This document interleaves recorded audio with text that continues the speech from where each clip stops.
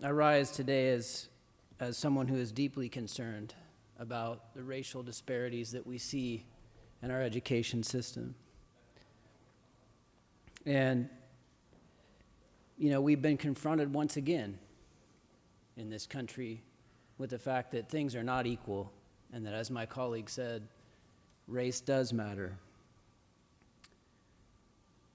But as I stand and consider this measure, I can't say that Prop 209 is the problem. It's much deeper than that when we look at that. And I appreciate the comments that have been stated here on this floor today, and the experiences that my colleagues have shared today. Those are important. And it's important that we have this discussion to talk about how do we get to the root causes of the inequities that we can see very clearly in our education system.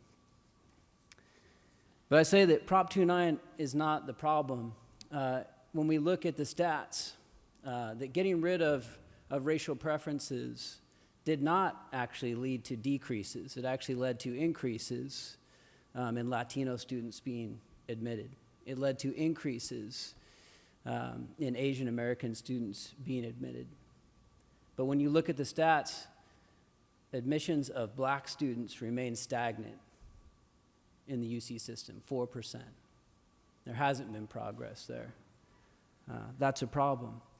But let's go a little bit deeper. It's not just about admission, because let's talk about what's going on in retaining students while they're in higher education. The stats show that 38% of black students graduate in 4 years from a UC system. In CSU, it's even worse, it's 8%. So you can talk about admissions and bringing back affirmative action, but what are we doing to ensure that black and brown students graduate and get that education?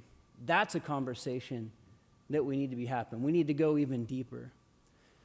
But let's take it even to the next level, because this starts way before higher education. And as one of my colleagues says, it does matter where you live. It does matter what your zip code is. And in our K through 12 education system, many of us have long recognized that we have some serious racial disparities. And some of us have advocated for reforms that would actually deal with that very issue. And this is not something new. 9 minority students stood up and brought a lawsuit against the state of California because of these problems in our educational system. And this state government fought them tooth and nail in the Vergara versus California decision. Governor Jerry Brown fought them tooth and nail, saying, no, we're going to keep those systems in place. And the author of this legislation brought her own legislation saying, we are going to change tenure, for example. And this legislative body killed that legislation. The changes that minority students are bringing to us, saying, please change these things to give us better opportunities, to make it so that it's not where our zip code is, that it's not my race that determines my success and my ability to get an education. The things that they brought to us, this body killed in this building, despite the efforts of a lot of people in this room. But the bottom line is the majority said no. So it's a lot deeper than just talking about Prop 209. It's talking about a first in, first out policy that we have for teachers. It's talking about an LA Unified, in that trial, expert witnesses testified that black and Latino students were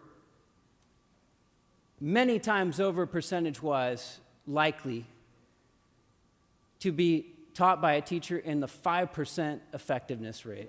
30 seconds. The lowest 5%. I'll give you those stats. African American students were 43% more likely than white students to be taught by a teacher in the bottom 5%. Latino students are 68% more likely to have a teacher in the bottom 5% of effectiveness in LA Unified. That's the problem.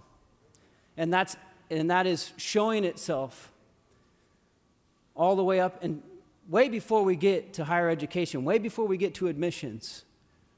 So this body needs to start doing things about this, and it's had the opportunity. And don't tell me today that it's 209, and if you're not on board with getting rid of 209, you're not about trying to get equity in education, because there's a whole lot more that we need to do. Please conclude. And we've had the opportunity to do it in this body. And I would say let's continue this conversation. It's much needed. It shouldn't take what's happened for us to have these conversations. But let's really get to the root causes of what's going on with education and the racial disparities we're seeing in this country. I'm ready to work on those issues. But I can't support what's a cover-up of those issues of just saying, well, it's about 209, and let's eliminate that. Let's get to the root causes of this issue. Thank you, members.